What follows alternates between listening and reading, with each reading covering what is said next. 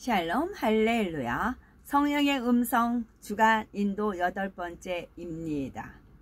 육신의 생각 둘째 단계인 하나님의 말씀에 순종하지 못하게 하는 육신의 생각에 대해 살펴보겠습니다.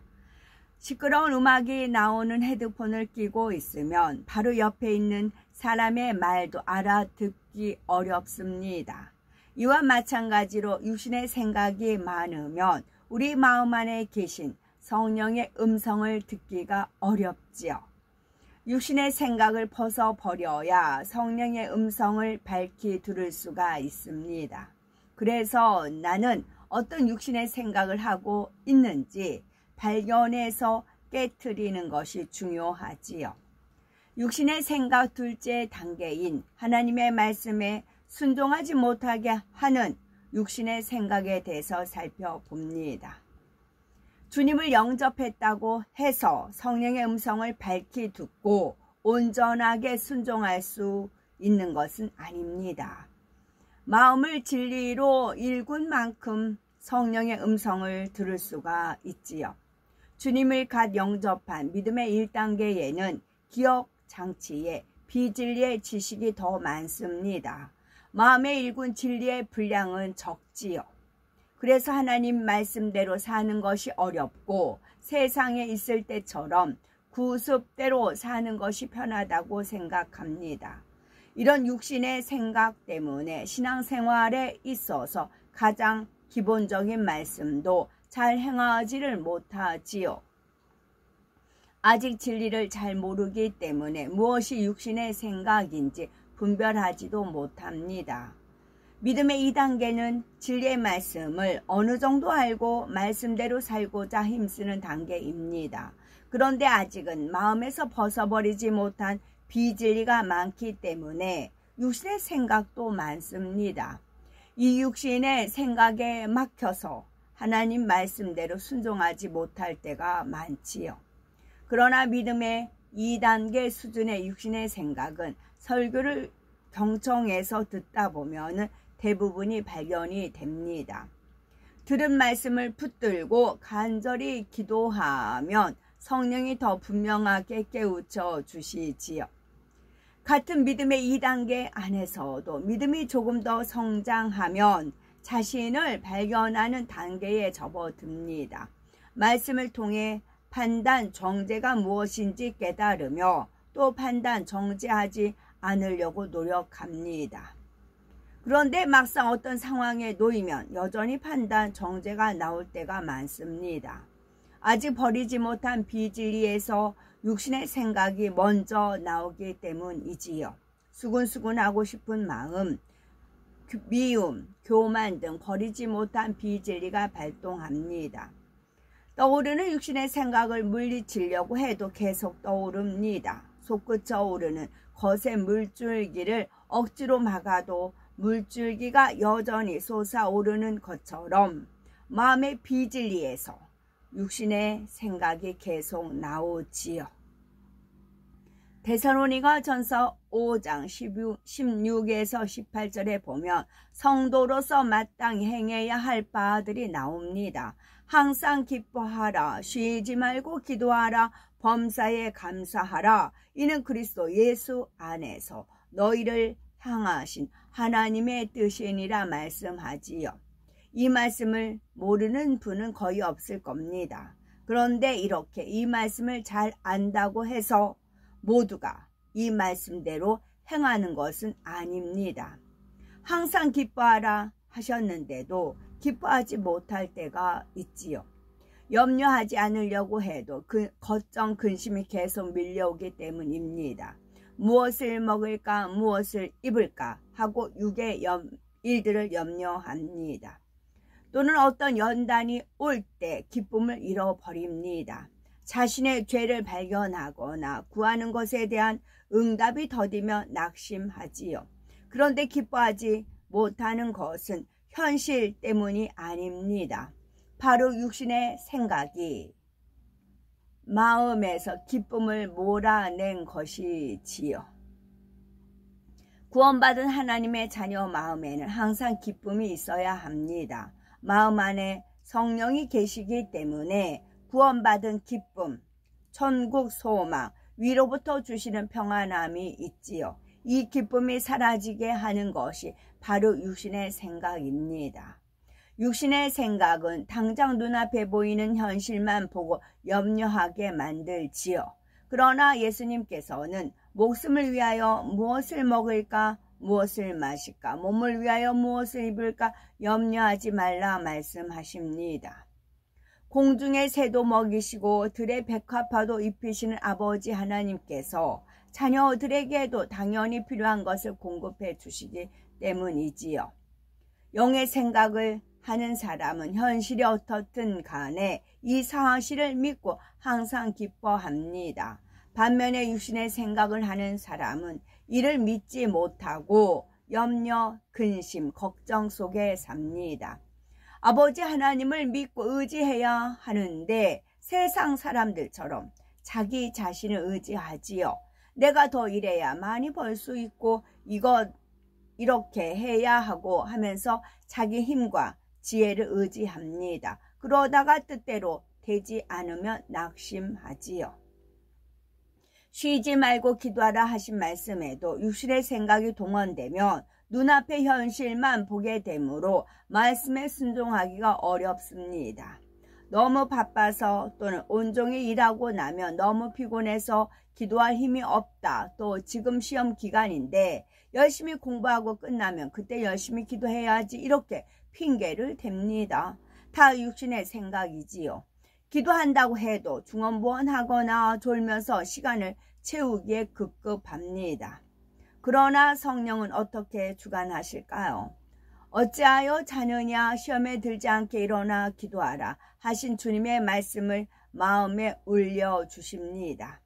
아무것도 염려하지 말고 오직 모든 일에 기도와 간구로 너희 구할 것을 감사함으로 하나님께 아뢰라 하신 말씀을 떠올려 주시지요.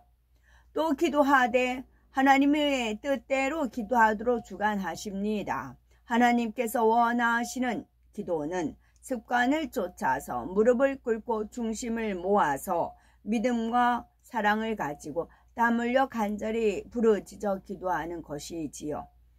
그런데 부르짖어 기도해야 한다는 말씀을 들어도 육신의 생각을 동원하면 조용히 묵상하는 것이 더 경건하지 않을까 하고 생각합니다. 부르짖어 기도하면 옆 사람이 내 기도를 듣지는 않을까, 나를 이상하게 보지는 않을까 생각하지요. 기도할 때는 하나님께서 원하시는 대로 하는 것이 참으로 중요합니다. 육신의 생각 속에 자기 보기에 좋은 대로 기도하면 그 기도가 어떻게 하나님께 상달되겠습니까? 하나님을 기쁘시게 할 수 없고 응답 받을 수도 없습니다. 범사에 감사하라 말씀에 순종하지 못하는 이유도 바로 육신의 생각 때문입니다. 누구나 감사할 일이 있을 때는 감사하지요. 그런데 감사하기 어려운 조건 속에 놓이면 감사하지 못하는 분들이 있습니다. 성도 중에는 주님을 영접함과 동시에 갖가지 문제를 해결받는 분들도 있지만 믿음이 성장하면서 점차 문제를 해결받는 경우도 있습니다. 이때 나는 가난하고 건강하지도 않고 가정이 화목하지도 않아서 감사가 당연히 안 나온다라고 한다면 육신의 생각임을 알아야 하고 그 생각 그대로 변함없이 갈 수밖에 없는 것입니다. 하지만 하나님의 말씀을 믿고 그 말씀대로 감사할 조건이 없어도 감사하면 하나님께서는 그 믿음을 보시고 감사할 수 있도록 역사해 가십니다. 무엇이든지 믿음의 눈으로 바라보면 감사할 수가 있습니다. 감사할 수 있는 조건은 얼마든지 찾을 수가 있지요. 또 성령 안에서 믿음으로 감사하면 감사할 제목이 생깁니다. 전능하신 하나님께서 악조건도 좋은 조건으로 불통도 형통으로 바꿔주시는 것입니다. 예수님께서 할 수 있거든이 무슨 말이냐? 믿는 자에게는 능치 못할 일이 없느니라 말씀하신 대로이지요. 상황과 조건에 상관없이 믿음으로 항상 기뻐하고 기도하고 감사하는 것이 하나님의 뜻입니다. 요한복음 14장 1절에 너희는 마음에 근심하지 말라. 하나님을 믿으니 또 나를 믿으라 했고, 베드로전서 5장 7절에는 너희 염려를 다 주께 맡겨 버리라. 이는 저가 너희를 권고하심이니라 했습니다. 주님께서는 아무것도 염려하지 말고 나를 의지하라 말씀하십니다. 어떤 생각도 동원하지 않고 어린아이처럼 말씀 그대로 순종하며 주님께서 그 믿음을 보시고 현실을 바꿔주십니다. 문제를 해결받고 응답받는 것이 참으로 쉽지요. 그런데 육신의 생각이 있는 한은 이렇게 응답받는 것이 절대 쉽지가 않습니다. 말씀을 들어서 알기는 잘 알지만 그 말씀을 자신에게 적용하지는 못하기 때문이지요. 하나님을 모르던 때와 다름없이 자신의 힘으로 문제를 해결해 보려고 합니다. 세상 방법을 의지하고 그러다 안 되면 낙심하고 주저앉아 버리지요. 기뻐하지도 기도하지도 감사하지도 못하는 것입니다. 주님을 영접하자마자 전지전능하신 하나님만, 주님만 의지하는 믿음을 가지면 얼마나 좋겠습니까?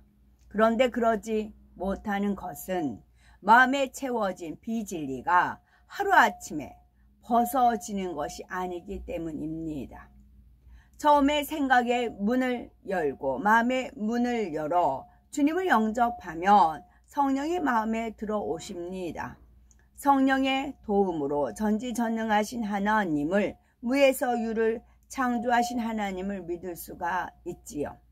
그런데 갓주님을 영접한 성도는 대부분 이 영적인 믿음의 크기가 겨우 구원받을 정도에 불과하지요.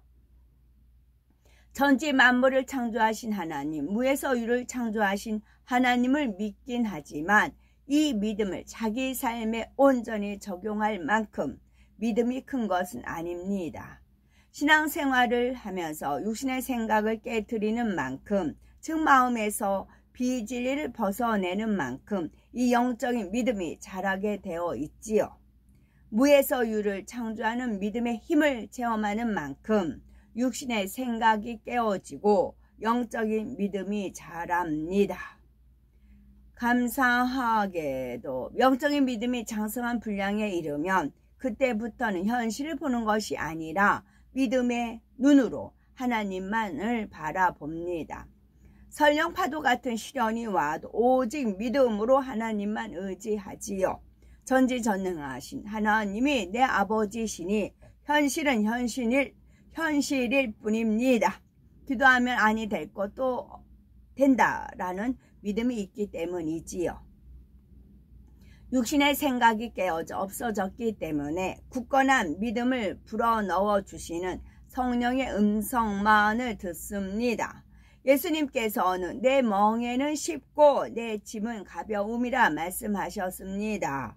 육신의 생각을 깨트리며 말씀대로 행하는 것이 쉽습니다.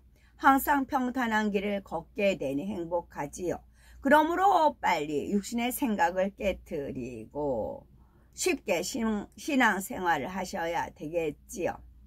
지금 어떤 큰 문제 앞에 있는 분이 계십니까? 그 문제를 오히려 육신의 생각을 깨트리는 축복의 기회로 삼으시기 바랍니다. 육신이 아닌 영에 거하여 하나님을 기쁘시게 하는 영의 자녀로 나오시기 바랍니다. 아멘.